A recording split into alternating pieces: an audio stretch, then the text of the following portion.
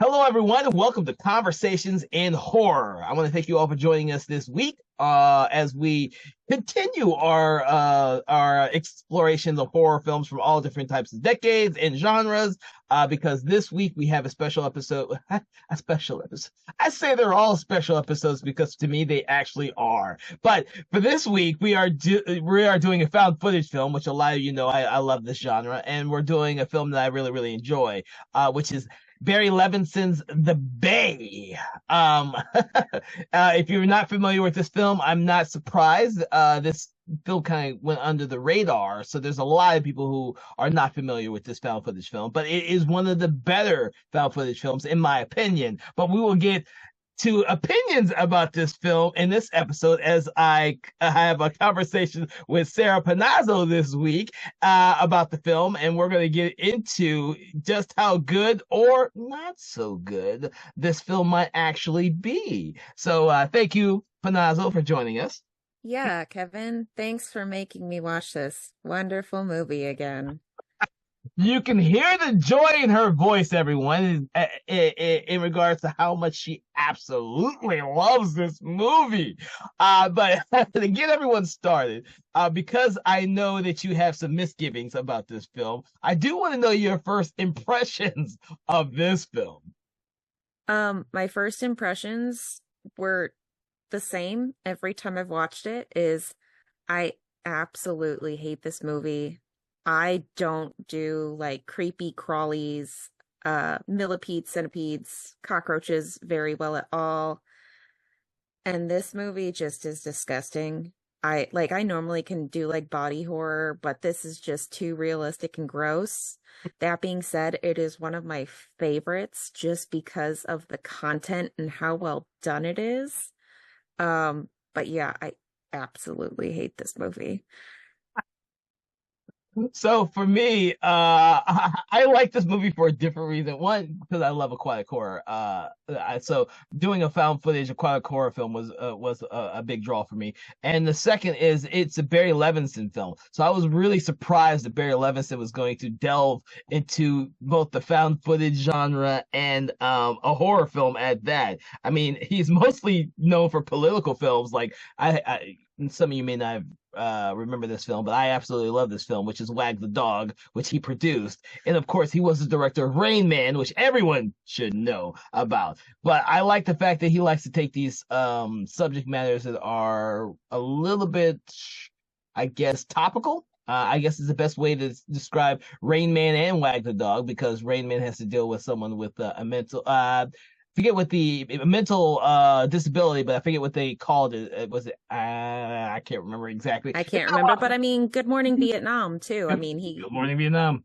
he Uh, covers a lot of stuff. And actually, the first time I watched this, I was like, I know this name. Who the hell is this guy? And why did he make this disgusting movie? it was surprising. It kind of came out of nowhere. I was like, huh? Barry It Levinson? it actually didn't. So he grew up in Maryland, and right, what was it, the year or two before this, Mm-hmm. was when they had the major fish and bird deaths like everywhere on the East Coast. So they actually had, I think it was over 2 million fish Oh. died in the Chesapeake Bay, which is where he's based. Um, and so he was asked to produce a documentary about it and all the problems that it faces. And so he did a ton of research, and then he found out that another like news outlet, I think it was Frontline, had already covered it before he had time to finish. Mm. He was still so passionate about it originally that he was like, I still want to do something with this. And what better way than to show it through the natural horrors that it is? The most horrific part of this is that 80% of the movie is factual. And the symptoms they show for some of the stuff, all of the like essential science is all real. And that's why I hate this movie, is because it is a real monster. It's a Yeah, when couple I of real monsters. Yeah, I realized that too after I first seen the film. I had read about it because I had to know why he did this movie, and I didn't know about the fact that where he lived, and that influenced the reason that he made the movie. But I did research the all the factual type stuff. I was like, Holy shit, this shit is real. Oh, Yeah, the fact that they name like the scientific like everything, the bacterias, the creatures that they reveal, everything is scientific and real.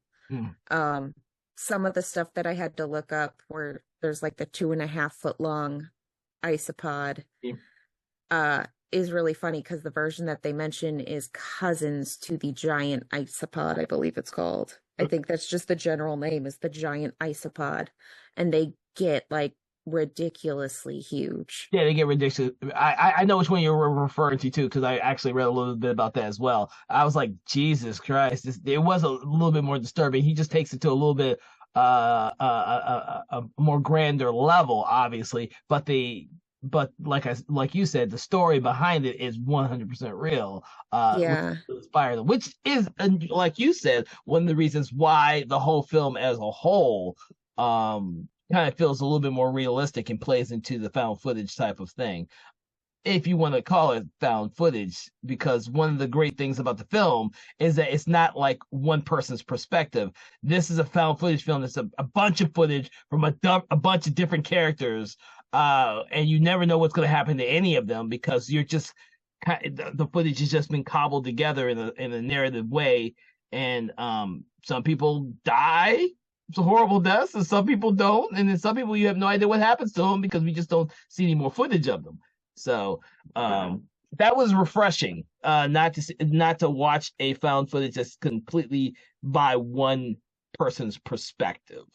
Yeah, and I mean, I think it was really interesting because I think he said that like a third of the videotaping was just him handing objects to actors, whether it was like Skype set up on a phone, Mm-hmm. digital cameras, and they got over 20 different kinds of digital cameras so everything would look different.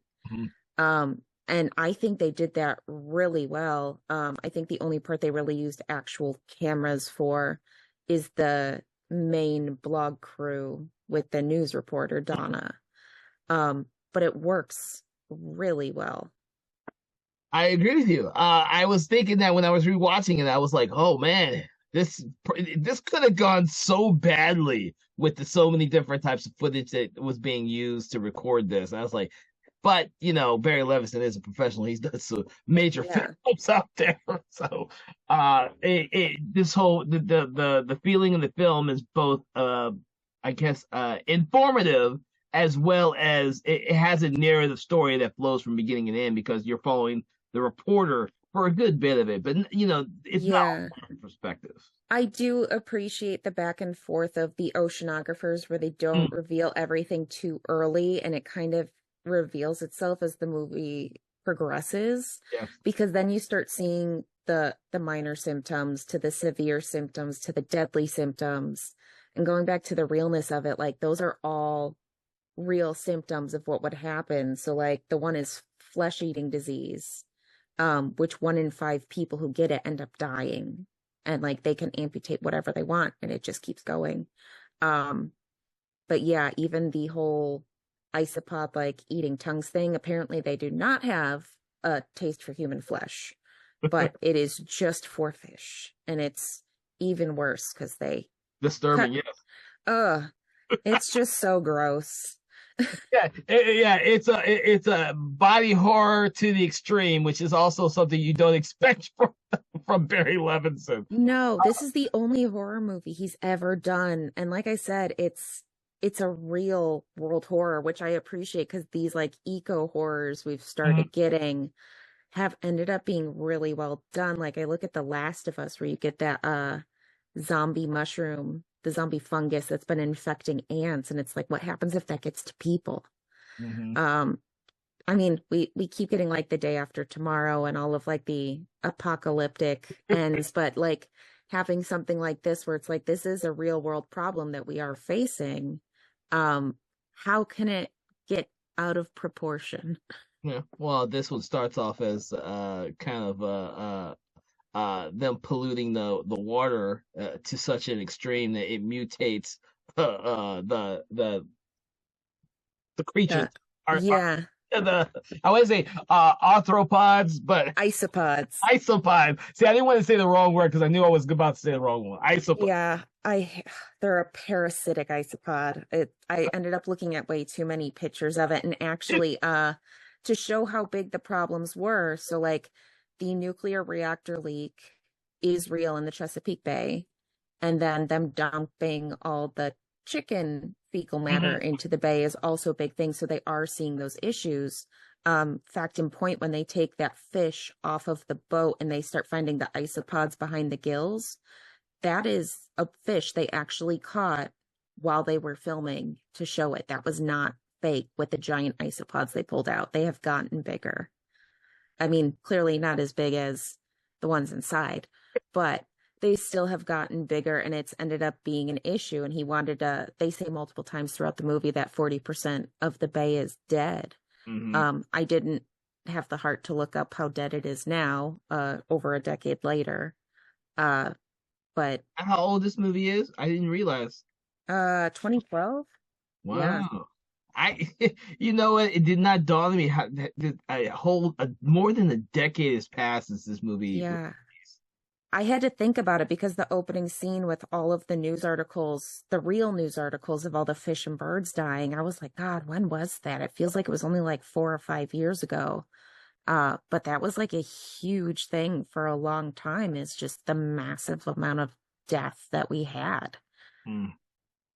So, woo! So, so we're gonna get into some of the more technical aspects because I already wanted to start about that in terms of the different filmmaking there. Do you think that that was very effective? Because I know a lot of people are used to the found footage films like Blair Witch Project, where you're following three people, or you're watching Cloverfield, where you're following a handful of people, or even Paranormal Activity films, where you're following two or three people. But this one right here is one of the rarities where it follows a bunch of different people and it cuts back and forth between all of the different characters and story elements. It focuses more on the progression, in my opinion, the progression of Hmm. this disease than it does the characters, except for the reporter. How do you think? Do you think that was a very effective way of telling this type of story? Because I haven't seen it done again like this in so Yeah, I haven't either. Everything ends up being like, when you look at like Deborah Logan and you look at all the paranormal activities, everything is very linear. But this is actually played a lot closer to a real documentary. Like when you go on Netflix and watch them now, you get the back and forth of time periods to show how things play into each other, with a grand reveal tending to be at the end.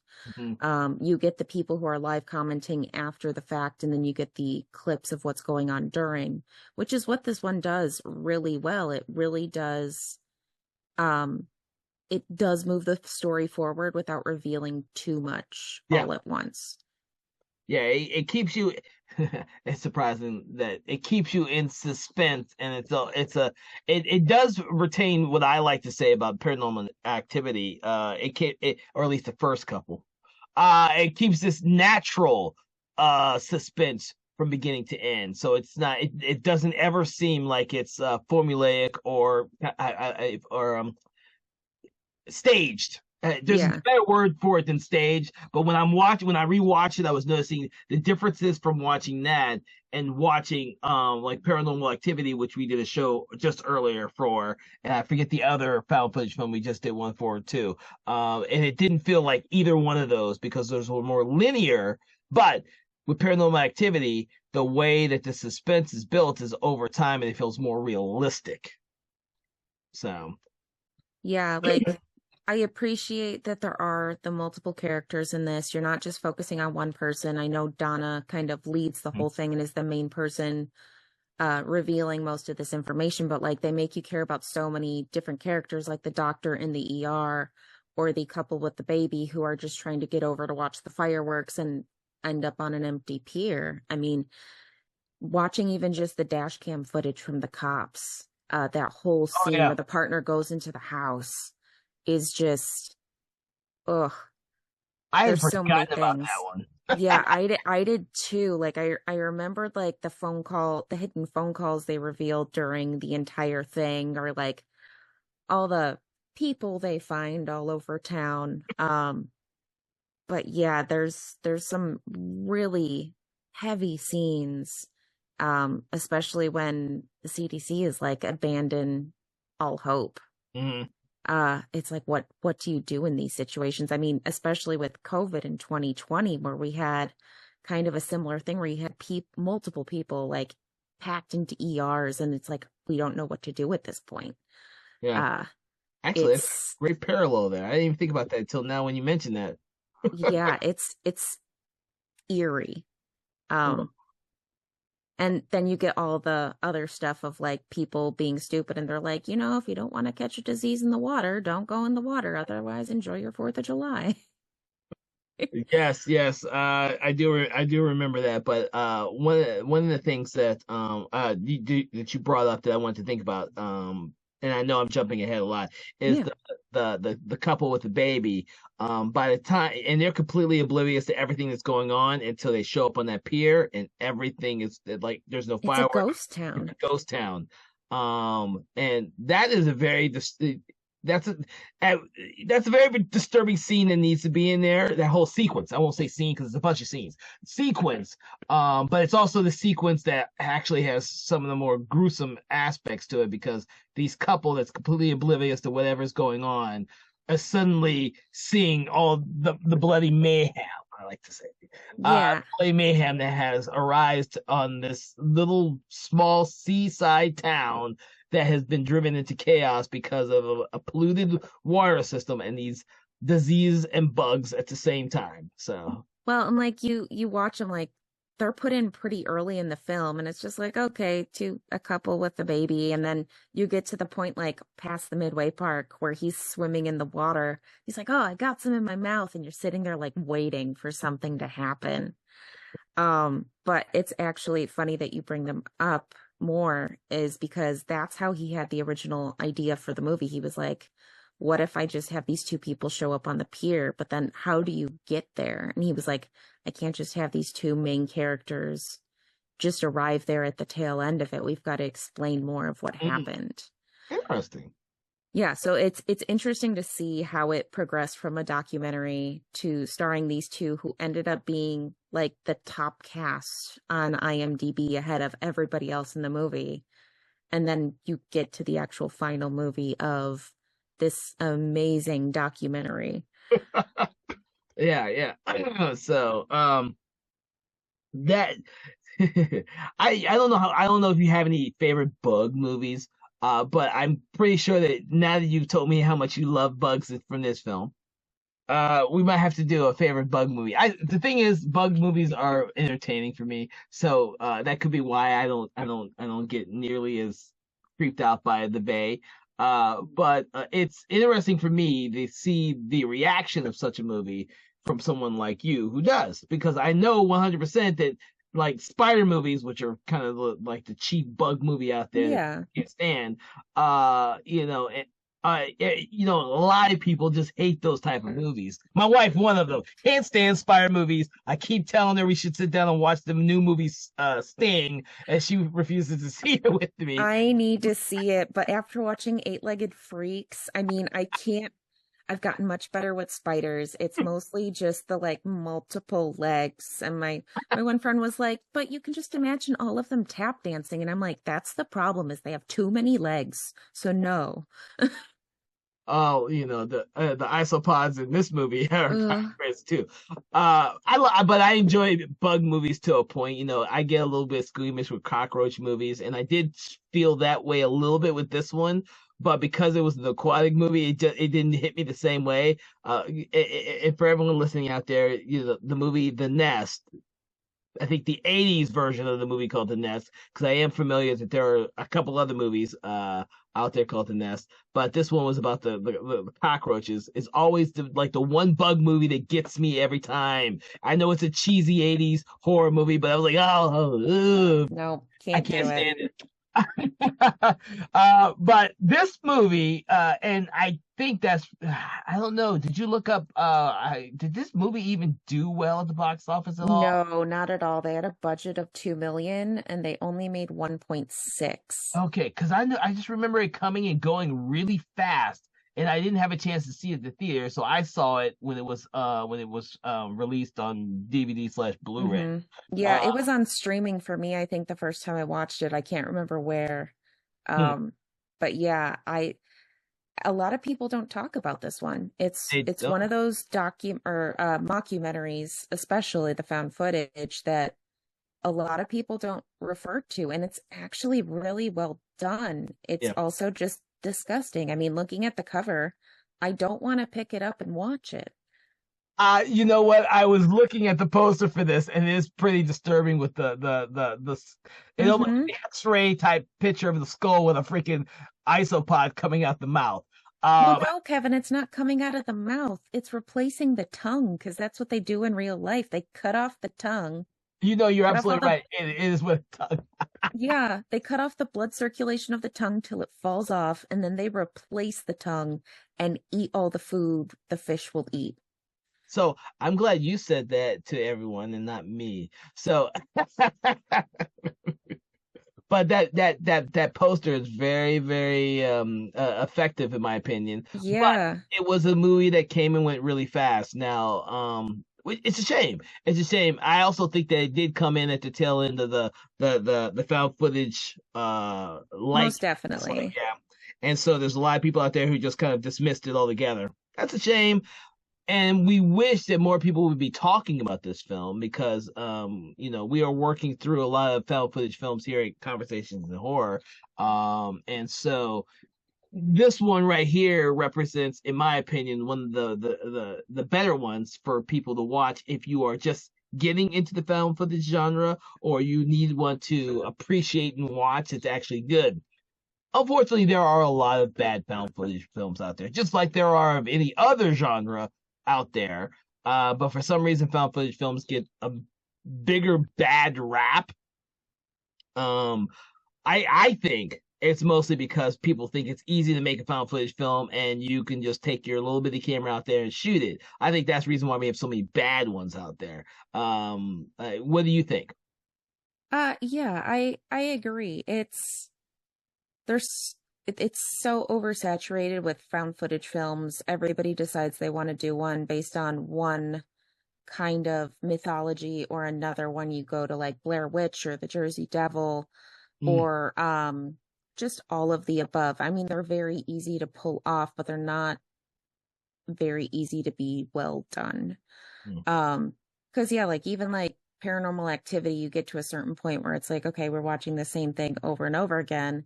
And their most genius thing, I think, was in number two, where they've got the oscillating fan going back and mhm. forth. And that entire thing is just genius. And actually being like, okay, what would they have done in this time period to make it work? Because nowadays you're like, oh, well, I'll just click and adjust where my camera points or whatever else. Um, but yeah, I mean, we got really oversaturated for a while with uh Paranormal Activity. And I mean, everybody and their mother had to do a found footage film. And so now we rarely get them anymore, I want to say. Like, I honestly can't remember the last found footage film I watched that was in the last like 5 or 6 years. I think Deadstream might actually be the only one that I've seen. I still need to see it. That was on my list, but I did see the new Hell House LLC Origins movie. Oh, I don't count that one. No. You don't count that one? No, it was not good. I love Hell House 1. Yeah. The new one is basically just a repeat. Uh, It is. it And it really got is. worse. It started off like it would be interesting. It Yeah. started off like maybe 15, 20 minutes, maybe. And then it devolved really fucking fast. Yeah. I was But like, no, the first one is another one that has especially scared me and made me feel more uncomfortable than any other horror movie because even under the covers, you are not safe. Um, but no, like this was also going back a little bit what you said, like it was a little early for eco horror too, where like we've now really gotten into like global warming and climate change and it being important. I mean we've had like older ones like Girl with All the Gifts, Jurassic Park, Jaws, Book of Eli, The Road, Outbreak, Contagion. But now these newer ones that they're coming out with are all really interesting. Like I said, The Last of Us is beyond one of my favorites because it's just a fascinating subject in the first place. But then you get like uh Annihilation, Yep. where that's going to be more of an eco horror. And I'm interested to see people start doing more of these more realistic ones where it's like Don't Look Up. That was an awful movie to come out during COVID and during all of the political issues. Um, Such a good movie, but it is so hard to watch. Um, but this is kind of the same. You see that government trying to push forward their own things, making money and hiding things from the public and at the cost of the public. Yeah. Which is a real world issue now, and we're seeing more and more and more of it. I am wanting to. I'm going to bring up what you were just talking about with eco horror, and I was trying to remember the movie. This one does not seem to be the right one, but it's supposed to be the right one. La, la, la, la, la. I enjoy eco horror, but you're right. We don't get enough of it. And I think until now, I think with global warming and everything, people are using that as a means to tell a lot of different eco horror type story. Give me 1 second. I am trying. Where the hell is that? The Last Winter. Jesus. Oh, The Last Winter, which came out in 2006, was another eco horror that I really enjoyed. From director Larry Fessenden. I couldn't remember the name of it. I just remember the whole movie, and he is always trying to integrate some of that in a lot of his horror films. And there's not many directors who do that on a constant basis. You know what? When I think of Jurassic Park, I think of science, mad scientists gone back. Yeah. But when you think about the Jurassic World, it is definitely an eco horror type of movie. Yeah. When becomes a global epidemic. But I mean, even going back as far as Godzilla, I mean, he was the first personified nuclear war, which at that time was their eco terror. Yep. So it's interesting how it's changed over time. I mean, even just looking at somehow they say Deliverance is an eco horror movie. I don't get it, but Really? okay. Okay. I get Jaws because it's like that man versus nature. But yeah, lately there haven't been a lot. Geez, I keep watching. You know what? Most of the ones I think you're right. I think most of the ones that we normally associate with eco horror have to do with the post-apocalyptic type of movies where it's an apocalyptic world, and this is what happens after we destroyed it. It's essentially the basis for The Wandering Earth, if you've seen those movies, where we have destroyed the Earth. And now we have destroyed we haven't destroyed the Earth, but we more or less destroyed the Earth, and now the sun's dying. We've destroyed the Earth enough, and we're moving the Earth to a new solar system. Of course, if you watch this first movie, they don't get there. It's just a long journey that will take a fucking century to get there. But essentially, we are trying to find a way out of our eco horror type of problems, and films are, I guess, I can't say the easiest way, because I've been reading a lot of eco horror books as well. So it's just become something that's on a lot of filmmakers or storytellers' minds. I hope that we see more of it in film. But I think it's so sporadic when it's not a post-apocalyptic film. Like this is not a post-apocalyptic film. In fact, that they go a very long distance to make it a present problem. It is here, it is now. We need to deal with it now before it's too fucking late, which if you've seen the movie, you know you get to a point where there's just no saving. You give up. Yeah. Yeah, because there's a lot of the movies I listed earlier, like Book of Eli, Snowpiercer, it's all after the fact and there's not much you can do. It's just surviving. But yeah, this is taking place right in the here and now, and There is another one which most people are probably gonna ream me for. There is another one, which is a found footage movie called Chernobyl Diaries, which kind of deals with the Yes. fallout of Chernobyl, and I don't know. I actually honestly don't know of anybody who actually likes the film other than me. Honestly, I can't remember. I remember watching it, but then I watched like the real Chernobyl show afterwards on HBO, and just everything got wiped out. And I was like, this is horrific. Well, that whole yeah, if you watch the show, the Chernobyl show, and you see the actual horror that happened, relatively speaking, and then you watch something like Chernobyl Diaries, which is they call it an extreme uh it's not extreme sport, extreme places. There's a term for when people go to places that they should not be going to, and it's almost like an extreme sport, which is essentially what they're depicting in Chernobyl Diaries. Because who the fuck wants to go to Chernobyl?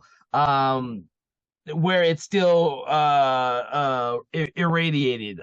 There are It's parts not irradiated, Kevin. It's just got Godzilla in it. well, that's where he should yeah, it should be is in a place like that. But I thought, I like these type of movies. I think it's interesting when filmmakers try and put these elements in their stories because they make them more um relevant for this day and age. Yes. I don't know if they play, say, 20 years from now, if they play nearly as well. This one's obviously plays pretty well. It's 10 years past when it was originally made, and it's still relevant now, because of global warming. It's so much on so many people's minds, more so now than it was when it was originally made. I think um, the director Levinson Hmm. took what he would, like you were telling us, he took what he was learning about at that time and incorporated it into a movie, um, without really realizing 100% all of the eco problems that we are actually facing now. I think he's probably thought about this is a problem now that we are going to be facing later. Fucking Yeah. shit. Uh, our seas are part of where we get most of our food supply from, and if it disappears like the way he depicted it, we're gonna have Yeah. a fucking problem. I know there's Well, places that do.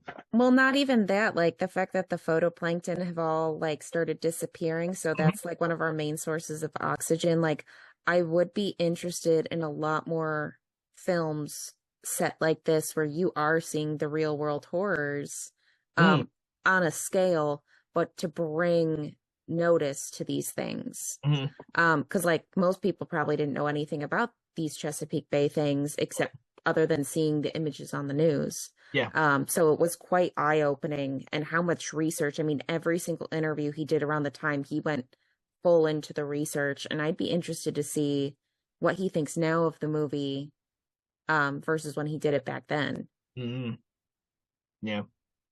Huh. I don't even know what he's doing now. I would be really curious to ask other people what they thought about this film because I don't know many people personally who have told me their thoughts on this movie. This is one of the reasons why I put the film on our list for the show is because it is a film I don't hear much about. Like most of the movies, or a lot of the movies, I won't say most of the movies, a lot of the movies that we discuss here on Conversations on Horror are films that a lot of people have already seen. But every once in a while, we like to throw in a couple of films that we don't think enough people have taken notice of, and they haven't become cult films. This is not a cult film. There's not Not enough at people who have all. seen this film to make this a cult film. This is just a film that has, came, went, and was forgotten, and we don't want it to be forgotten. But I Uh, mean, it had a lot of decent actors in it who have majorly stepped up since this movie. Um, so that was also really interesting to see as well. mm, I can't. Ooh, this is bad of me. I don't remember any of the cast members to be honest. Kristen Connolly, who was then in Cabin in the Woods. Oh, okay. She was the blonde. She's been in a lot of other stuff as well. Keith Donahue, also was in quite a few things. I think mostly now she does like voiceover work. Okay. Because she's on like Star Trek Lower Decks and Oh, Tuca and Birdie, a bunch of other stuff. So I recognized her from You're the Worst. I didn't even realize it was her. Never put two and two together until I recently looked at her IMDb. But no, I mean, like a lot of these people ended up going on to do stuff. The Doctor ended up going on to lead a show, I want to say. Um, He did look familiar to me. You're right. yeah, Stephen Kunkin. He's on Handmaid's Tale, Billions. Mm. Um, but yeah, it's a weird stepping stone that nobody seems to remember. And for the worse, like I said, I absolutely despise this movie because of the content, but I love this movie and how well done it is. Yeah, and I will add to everyone who's listening that a lot of major stars get their stepping stones from horror movies. They do. There are a lot of bad ones. We can all just mention, Texas Chainsaw Massacre 4 with Renee Zellweger and Matthew McConaughey, or I can mention Critters 3 with Leonardo DiCaprio. But that's pretty much how people get started because, people don't really take notice of these low budget horror films sometimes, and some of them, like The Bay, gets lost in the mix. Uh, but someone out there saw these actors as talent to foster that talent, and we're kind of glad that they are in these type of movies to start their careers off. I think The Bay is a great movie that will be much more remembered, hopefully, and will garner a big cult following in the future. I don't think there's ever going to be a cult following for Critters 3 or so just tell you out there, I don't think there's ever going to be a following for that movie. And I was shocked to find out that there's actually a following for Texas Chainsaw Massacre 4, a piece of shit movie. But that being said, I am glad that we're talking about The Bay and found footage films. I do believe that they are both not talked about in high regards in this day and age. It's like talking about a Saw movie. If I talk to any normal person about a Saw movie, they says, I saw the first two. Aren't they all the same? Yeah. They're like in Saw number 11 or something now. Yeah. But the thing is, after a while, everyone just thinks that all found footages are the same, and they end up having really bad endings, which is the one reason why so many people, I believe, hate found footage movies. They have these endings that just kind of end abruptly, and people get pissed off at that, and so they get the genre as a whole gets a bad rap, I believe. This one, on the other hand, because it's told from so many different perspectives, you get endings at different parts of the film, and then you get a ending for the ecological part of the story at the very end, which is why I think it surpasses a lot of the cheaper found footage films out there. So. Yeah, no, I agree. Found footage is really great. I mean, from the start of Blair Witch, where they basically started making it as they went, to stuff like this, where you can turn a bunch of real information into a found footage documentary. There's a lot of good stuff that can be covered, and unfortunately, like you said, nobody seems to be taking it too seriously.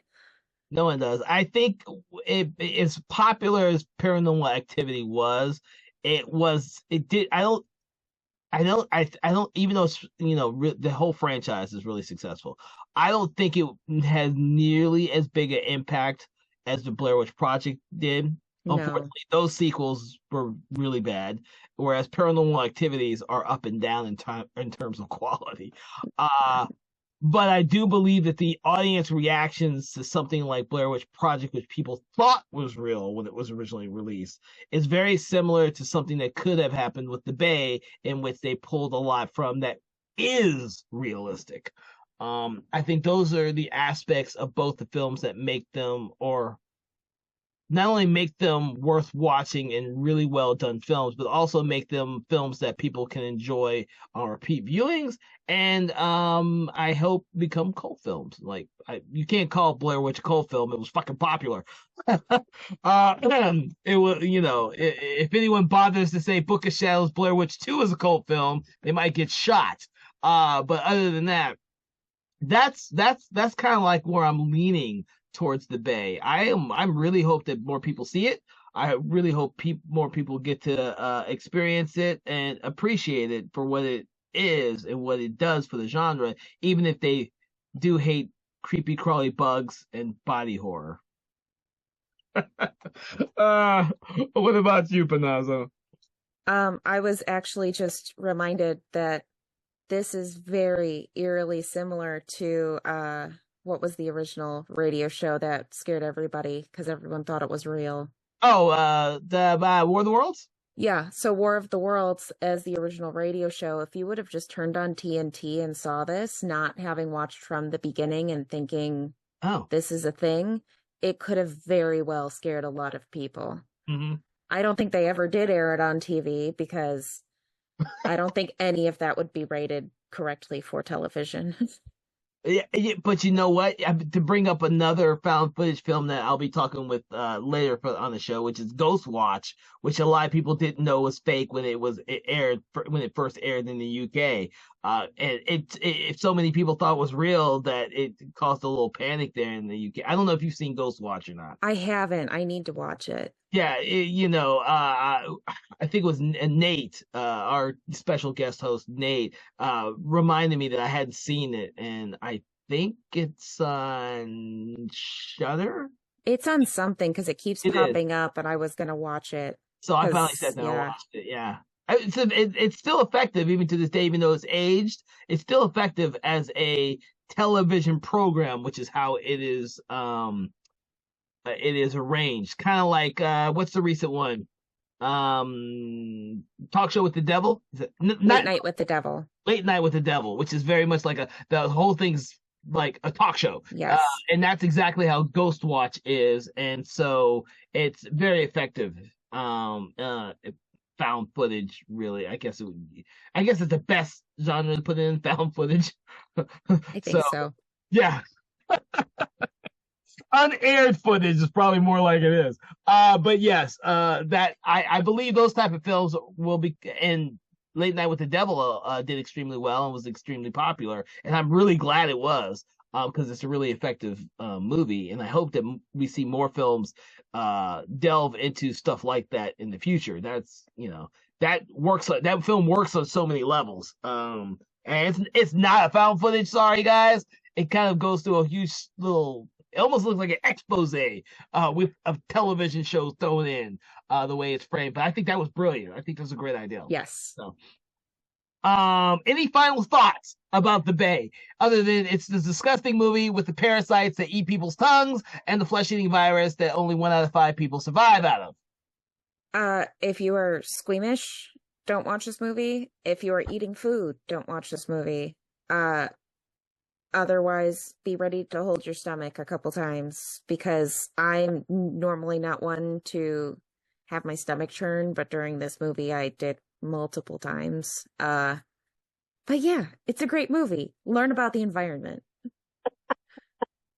Oh my god. I am looking forward to more eco horror out there. I think The Bay I recommend that high on my list of eco horror type movies out there. Same with The Last Winter. I think those are two extreme great examples of this.